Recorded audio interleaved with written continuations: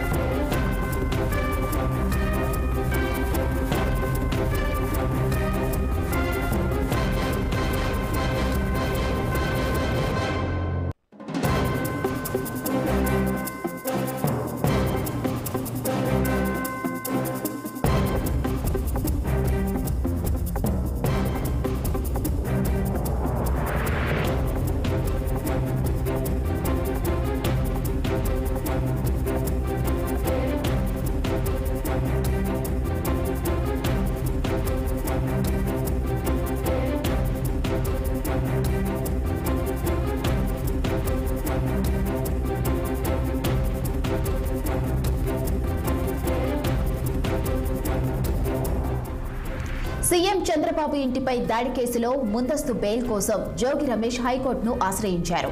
ఈ మేరకు జోగి రమేష్ కోసం హైదరాబాద్ లో ప్రత్యేక బృందాలు ఏర్పాటు చేశారు.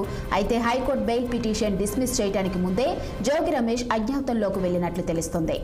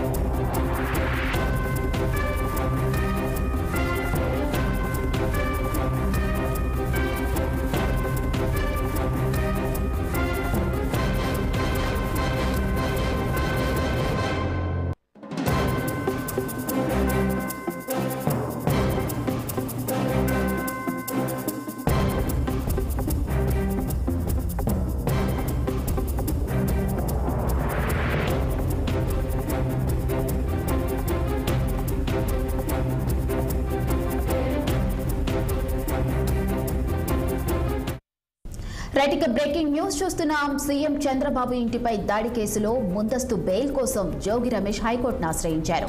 ఈ మేరకు జోగి రమేష్ కోసం హైదరాబాద్ లో ప్రత్యేక బృందాలు ఏర్పాటు చేశారు. అయితే హైకోర్టు బెయిల్ పిటిషన్ డిస్మిస్ చేయడానికి ముందే జోగి రమేష్ అజ్ఞాతంలోకి వెళ్లినట్టు తెలుస్తుంది. ఇక దీనిపై మరింత సమాచారం మా ప్రతినిధి పవన్ లైవ్ లో అందించేందుకు సిద్ధంగా ఉన్నారు. చెప్పండి పవన్, ముందస్తు బెయిల్ కోసం అయితే హైకోర్టుకి జోగి రమేష్ వెళ్లినట్టు తెలుస్తుంది. దీనిపై పూర్తి అప్డేట్స్ ఏంటి?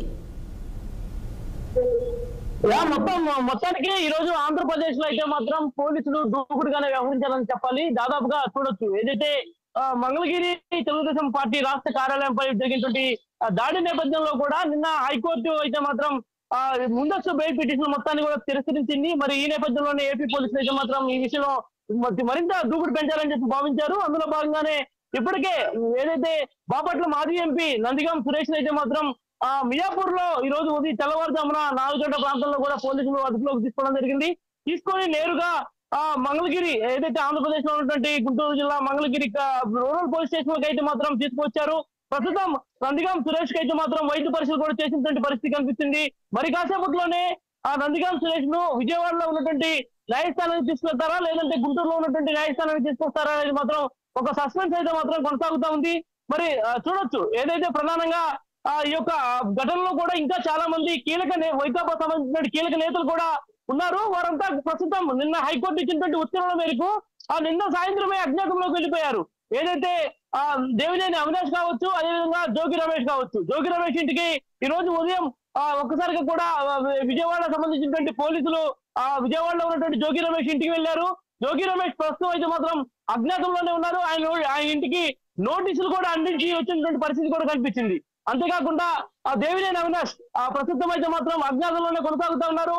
మరోవైపు ఈ కేసులో ప్రధాన నిందితుడిగా ఉన్నటువంటి గుంటూరుకు చెందిన ఎమ్మెల్సీ లేళ్ల అబ్బారెడ్డి కూడా నిన్న సాయంత్రం నుంచి అజ్ఞాతంలోనే ఉన్నారు. దాదాపుగా వీరి కోసం పోలీసు బృందాలు దాదాపు 4 బృందాలు కూడా విస్తృతంగా గాలి చర్యలు చేస్తా ఉన్నాయి. పూర్తిస్థాయి కూడా రంగం. మరి ఈ నేపథ్యంలోనే ఈ యొక్క ఘటనకు సంబంధించినటువంటి ఎపిసోడ్ అంతా కూడా గంటకు ఒక ఉత్కంఠమైనటువంటి వాతావరణానికి తెరలేపుతా ఉంది. ఎందుకంటే మొదటి నుంచి కూడా తెలుగుదేశం పార్టీ రాష్ట్ర కార్యాలయంతో సంబంధించిన కేసుని గత ప్రభుత్వ హయాంలో పోలీసులు మూసివేశారు. తిరిగి మరలా తెలుగుదేశం పార్టీ అధికారంలోకి వచ్చిన తర్వాత ఈ ఫైల్ ఓపెన్ చేయడంతో కూడా ఆ యొక్క కార్యాలయంపై దాడికి వెళ్ళినటువంటి వారంతా కూడా గుండెల్లో రైళ్లు పరిగెత్తా ఉన్నాయి. క్షణం ఏం జరుగుతుందో, ఎక్కడ పోలీసులు తమని అదుపులోకి తీసుకొని అరెస్ట్ చేస్తారో అనేటువంటి ఒక భయంతో కూడా వారంతా మారుమూల ప్రాంతాల్లో గడుపుతా ఉన్నారు. మరి ఈ నేపథ్యంలోనే దాదాపుగా చూసాం ఏదైతే ఈ యొక్క కేసుకు సంబంధించి కూడా డీజీపీ ఆదేశం మేరకు దాదాపు గుంటూరు నగరానికి చెందినటువంటి 14 మందిని కూడా అదుపులో తీసుకున్నారు. మరొక 10 మంది విజయవాడ ప్రాంతానికి చెందినటువంటి వారు, మొత్తం 24 మందిని కూడా పోలీసులు అయితే మాత్రం ఈ ఘటనలో అదుపులోకి తీసుకోవడం జరిగింది. వీరంతా కూడా ముందస్తు బెయిల్ కోసం హైకోర్టుని ఆశ్రయించారు కాబట్టి వారికి గతంలో ముందస్తు బెయిల్ మంజూరు చేశారు. కానీ నిన్న ఏదైతే చంద్రబాబు తరపు న్యాయవాది ఏదైతే సిద్ధార్థ లూడ్రా తిరిగి మరలా ఒక పిటిషన్ దాఖలు వేశారు. ఎందుకంటే ఈ యొక్క కేసులు నిందితులుగా ఉన్నటువంటి వారంతా బయట తిరిగితే ఈ యొక్క ఆధారాలను కూడా తారుమారు చేసేటువంటి అవకాశం ఉంది అని చెప్పి కూడా సిద్ధార్థ లూడ్రా తిరిగి నిన్న హైకోర్టులో ఒక పిటిషన్ దాఖలు చేసినటువంటి నేపథ్యంలో నిన్న హైకోర్టు అయితే మాత్రం ఈ యొక్క బెయిల్ పిటిషన్ కొట్టివేసింది. అంతేకాకుండా ఈ ఘటనకు కారణమైనటువంటి వారందరినీ కూడా అరెస్ట్ చేయాలని చెప్పి ఉత్తర్వులు జారీ చేసింది. సో మరి ఈ నేపథ్యంలోనే పోలీసులు అయితే మాత్రం ఈ కేసులో మరింత దూకుడు పెంచుతున్నటువంటి పరిస్థితి మాత్రం ప్రస్తుతం కనిపిస్తా ఉంది. జోగి రమేష్ ప్రస్తుతం అజ్ఞాతంలోనే ఉన్నారు. దేవినేని అవినాష్ తో పాటు చోటా మోటా సంబంధించినటువంటి నాయకులు కూడా ప్రస్తుతం ఈ యొక్క కేసు ఓపెన్ కాగానే అజ్ఞాతంలోకి వెళ్లారు కాబట్టి వారిపై కూడా ప్రత్యేక దృష్టి పెడతా ఉన్నారు. ఇప్పటికే తెలుగుదేశం పార్టీ రాష్ట్ర కార్యాలయంపై దాడి చేసినటువంటి సీసీ ఫుటేజ్ ను కూడా ఎప్పటికప్పుడు పోలీసులు ఒక్కొక్కరిగా ఎవరైతే నిందితులు పాల్గొన్నారో ఈ నిందితులు ఎవరెవరు ఉన్నారు అనే దానిపై కూడా క్షుణ్ణంగా ఎస్పీ కార్యాలయంలో పరిశీలన అయితే మాత్రం జరుగుతా ఉంది. ఇప్పటికే గుంటూరు ఎస్పీ కార్యాలయం వద్దకు నందిగాం సురేష్ తీసుకొస్తున్నారన్నటువంటి ఒక ప్రచారంతో పెద్ద మొత్తంలో కూడా ఎస్పీ కార్యాలయానికి వైకాపా సంబంధించిన శ్రేణులంతా కూడా చోటా మోటా నాయకులు చేరుకునేటువంటి ప్రయత్నం కూడా చేస్తా ఉన్నారు. మరి దీనిపై ఒక సస్పెన్స్ అయితే మాత్రం కొనసాగుతా ఉంది. మరి కాసేపట్లోనే నందిగాం సురేష్ ను వైద్య పరీక్షలు పూర్తి అయ్యాయి కాబట్టి మరి గుంటూరు తీసుకొస్తారా విజయవాడ తీసుకెళ్తారా అనే దానిపై మాత్రం ఒక స్పష్టత రావాల్సినటువంటి అవసరం అయితే ఖచ్చితంగా కనిపిస్తా ఉంది. ఏది ఏమైనా కూడా మంగళగిరి రాష్ట్ర కార్యాలయంపై జరిగినటువంటి దాడి కేసును అయితే మాత్రం పోలీసులు పూర్తి స్థాయిలో శరవేగంగా ముందుకు తీసుకెళ్తా ఉన్నారు. వలపట్టి మరి కంచెలు వేస్తున్నటువంటి పరిస్థితి కనిపిస్తా ఉంది. వైసీపీ నేతలు వ్యూహాలకు చెక్ పెడతా ఉన్నారు. ఎక్కడికక్కడ కూడా వారు ఎస్కేఎఫ్ అవ్వాలని చెప్పి కూడా భావిస్తా ఉన్నటువంటి నేపథ్యంలో పోలీసులు అయితే మాత్రం వారి వ్యూహాలకు పూర్తిస్థాయిలో చెక్ పెడతా ఉన్నారు. ఈ రోజు ఉదయం కూడా మియాపూర్ లో నందిగాం సురేష్ ఉన్నాడు అనే సమాచారంతో ఏకకాలంలో పోలీసులు అక్కడికి వెళ్ళినా కూడా వెంటనే నందిగాం సురేష్ అక్కడి నుంచి పారిపోయేటువంటి ప్రయత్నం చేసినటువంటి నేపథ్యంలో వెంటనే పోలీసులు అయితే మాత్రం అతన్ని పట్టుకోవడం జరిగింది. మరి పట్టుకొని మంగళగిరి రూరల్ పోలీస్ స్టేషన్ కూడా తీసుకొచ్చిన పరిస్థితి కూడా కనిపించింది. అంటే ఈ పోలీసులు ఒకటే చెప్తా ఉన్నారు, ఖచ్చితంగా ఈ కేసులో నిందితులు ఎవరైతే ఉన్నారో ఏ నిందితులు కూడా వదిలిపెట్టేటువంటి ప్రసక్తి లేదు.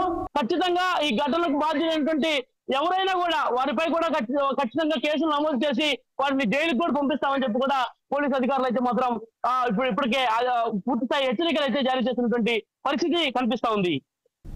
Right Pawan, thanks for the updates.